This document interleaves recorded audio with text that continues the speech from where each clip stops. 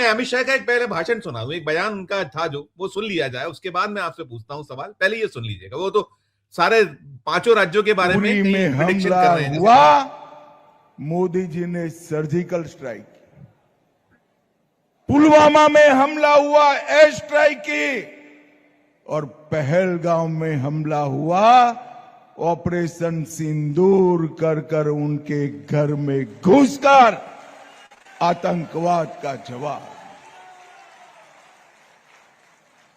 जिस नरेंद्र मोदी जी ने आतंकवाद को समाप्त कर दिया, वो नरेंद्र मोदी जी को कांग्रेस के अध्यक्ष आतंकवादी कह रहे हैं। ये राहुल बाबा के साथ रह रहकर खरगे जी भी भाषा बिगड़ने लगी है। राहुल बाबा, मोदी जी को जितनी गालियां दोगे, जितना गाली का कीचड़ बनाओगे, कमल उतना शान के साथ खिलकर आएगा। और मैं आज यहां से राहुल बाबा को कहने आया हूं, तमिलनाडु में आप डबल फिगर क्रॉस नहीं करने वाले हो, पांडिचेरी में भी डबल फिगर क्रॉस नहीं होगी, बंगाल में शायद ही खाता खुल जाए, पांडिचेरी में भी नहीं खुलेगी, और आसाम में अब तक की सबसे बड़ी हार कांग्रेस की होने वाली है, सबसे बड़ी हार।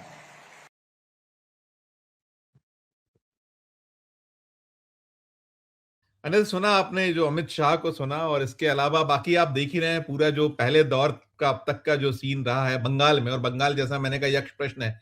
क्या कहिएगा, सबका आपका किस तरह का आकलन है, किस तरह का आप सीन वहां बनता नजर आता है आपको, अनिल जी?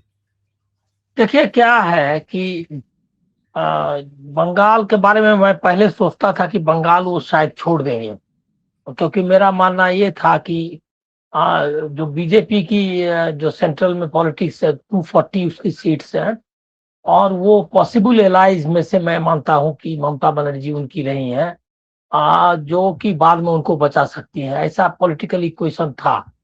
लेकिन अभी जो तैयारी है जिस तरह की, उससे लगता है क्या कि बंगाल वो हल्का सा लेफ्ट खिसक जाए, हल्का सा खिसक सकें, लेफ्ट थोड़ा सा खिसक सके, हल्का सा, बस बस बस, पर्याप्त। तो वो अब मुझको ये लग रहा है कि वो किसी भी तरह से बंगाल जीतना चाहते हैं, क्योंकि जो उनका स्टेचर है मोदी जी का, और जो ब्रांड है वो पूरी तरह से कमजोर हो चुका है, और ऐसी स्थिति में अब उनके पास इसके अलावा कोई ऑप्शन नहीं है कि बंगाल, आसाम जीतने से उतना असर नहीं होगा, लेकिन बंगाल जीतने से उनको काफी फायदा होगा। इसके पीछे वजह ये है कि वो इसको दिखाएंगे कि एक महाबली नेता, मतलब एक बहुत ही फायरी ब्रांड, बहुत ही ताकतवर नेतृत्व को उन्होंने हराया। अभी भी जो जीतने की ताकत है मोदी जी की, वो है बरकरार। वो अपने बीजेपी के लोगों को और देश को ये मैसेज देना चाहेंगे, क्योंकि ये बात मुझको ये जो मैंने अपने विचार में जो बदलाव मेरे आया, वो उसके जो ग्राउंड रियलिटी जिस तरह से वहां निकला है, सामने आया है, उसकी वजह से। देखिए, 900 जो वहां सबसे ज्यादा डिप्लॉयमेंट था सेंट्रल फोर्सेस का, इसमें की बहुत लिमिटेड, मतलब हर एक सेंट्रल फोर्सेस नहीं थी, लेकिन अब जो ऑल सेंट्रल फोर्सेस है वहां, ITBP तक, मतलब इंडो तिब्बतन बॉर्डर फोर्स तक को वहां पर वो तैनात किया है, और ऑल फोर्सेस मिला के 900 कंपनीज पहले था, उनका जो लास्ट इलेक्शंस में उन्होंने किया था। इस बार वो 2400 करीब 2500 कंपनीज जो है उन्होंने डिप्लॉय किया है, और 2.4 मतलब 2,40,000 जो है मतलब जवान जो है सेंट्रल फोर्सेस के गए हैं। स्टेटमेंट देखिए ज्ञानेश कुमार का, वो क्या बोल रहे हैं कोई एम्प्लॉय को, मतलब म्युनिसिपल लोकल सेल्फ का भी एम्प्लॉय भी मदद ना कर पाए, मतलब चुनाव पे असर ना डाल पाए, ये मैं इंश्योर करूंगा। और वो बीजेपी की भाषा बोल रहे हैं कि छापा, छापा मतलब वो ये जो है पॉलिटिकल लैंग्वेज है।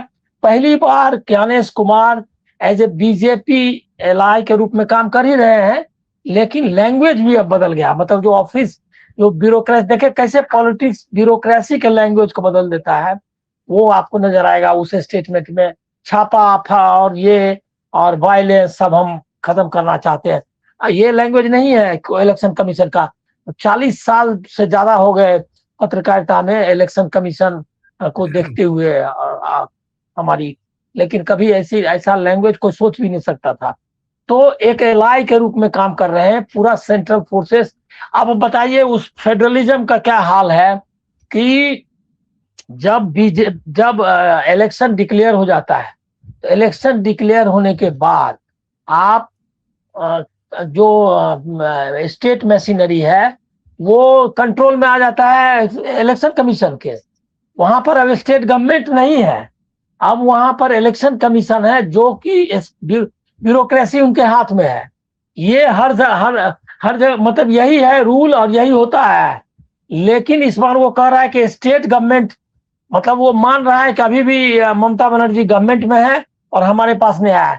ये फेडरलिज्म को मतलब समझिए कि खत्म कर देने का मामला है कि आप एक जो तरीका था हमारे यहाँ इलेक्शन कंडक्ट करने का, मॉडल कोड ऑफ कंडक्ट लागू होने के बाद जो प्रोसेस है उसी को तोड़ दिया। बाकी जो कर रहा है तो कर ही रहा है। उसके बाद टीएमसी की सूचियां दी उन्होंने कि इनको इनको हाँ, ये संदिग्ध लोग हैं, इस तरीके ये भी निकाला गया है। पकड़ के उनको गिरफ्तार किया, अरेस्ट कर रहा है। उसके बाद और कौन दिया सूची? जब स्टेट गवर्नमेंट में आपका आदमी नहीं है, आपका मतलब ये एजेंसी, मतलब जो ये क्या कहते हैं, इंटेलिजेंस एजेंसी नहीं है आप, ये एजेंसी माना जाता है कि आपके पास आएगा। और अगर वो नहीं आपकी बात मान रहा है, इसका फेलियर है।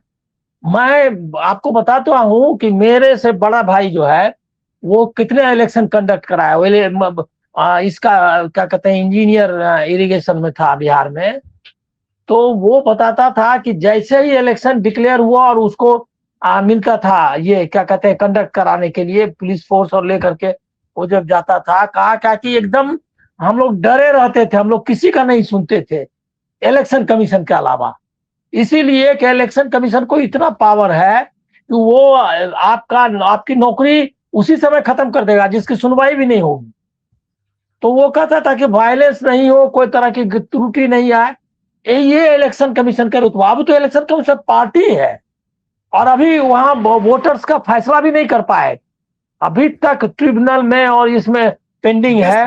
26,95,000 वोटर अभी भी वो अनसुलझा मामला है। और अभी आज हाँ, अनसुलझा है। 150 के आसपास को शायद उन्होंने अलाउ किया है, जो अब आते हैं कि मैं इस निष्कर्ष पर क्यों पहुंचा कि उसको किसी तरह वो जीत लेना चाहते हैं।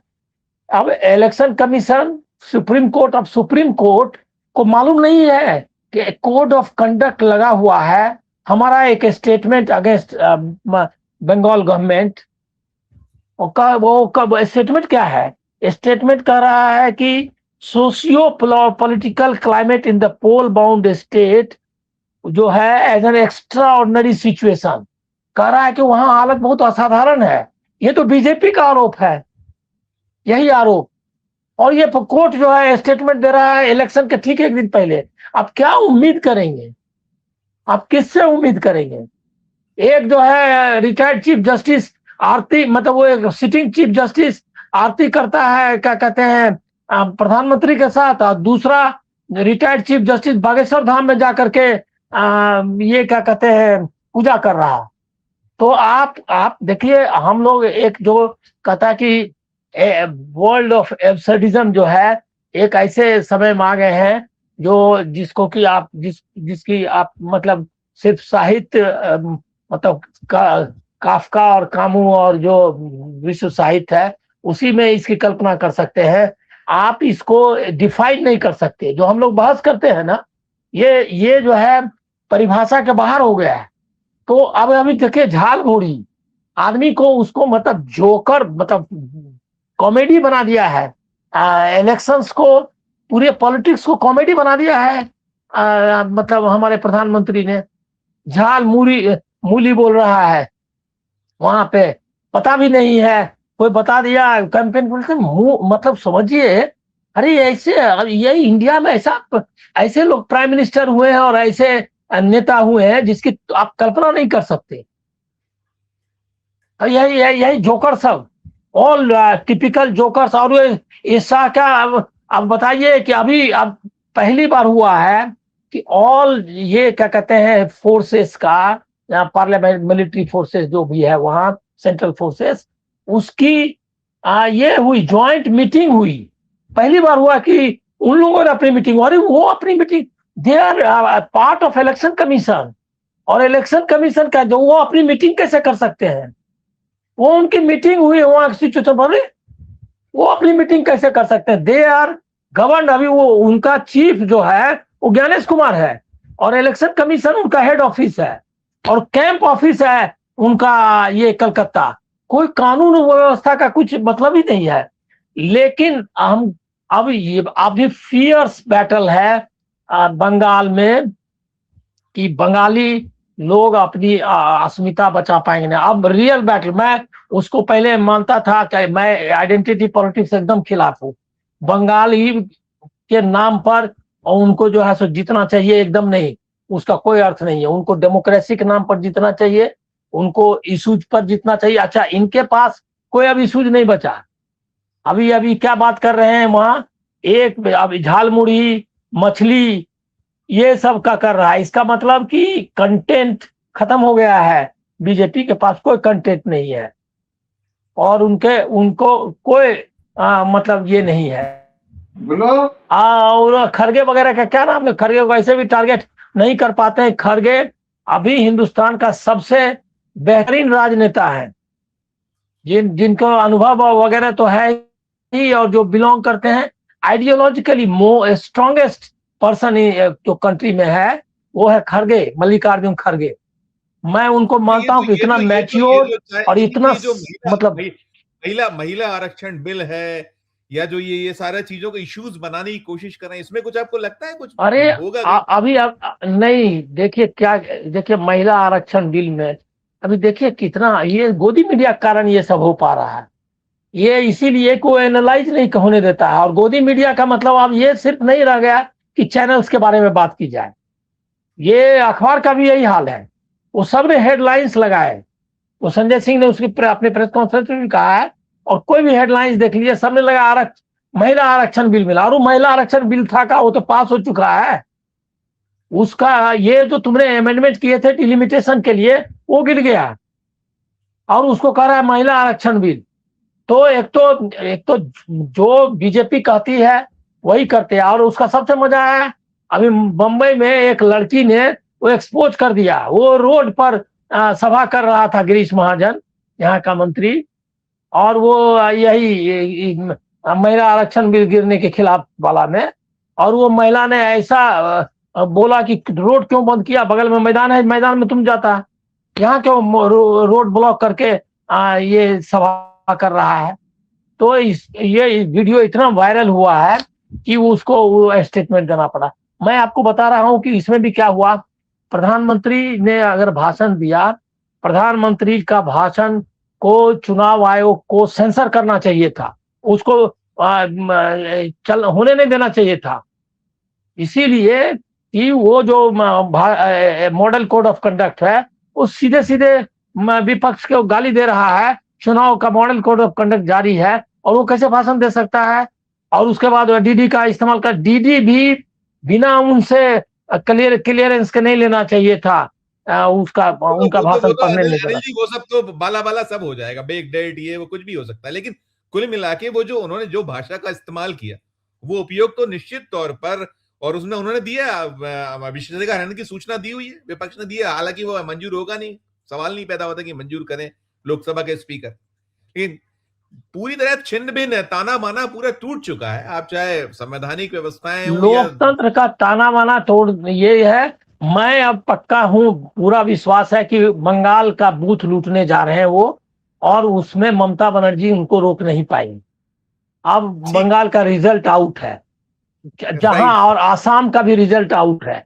ये दोनों स्टेट वो लोग लूट लेंगे, और हम लोग जो है उसको डिफाइन करते रहे कि ये फैक्टर तारे इतना वोट ही जब काट लिया पहले ही।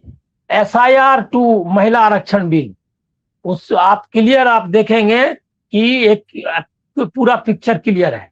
अब आप इसमें कुछ देखने के लिए कुछ नहीं बचता।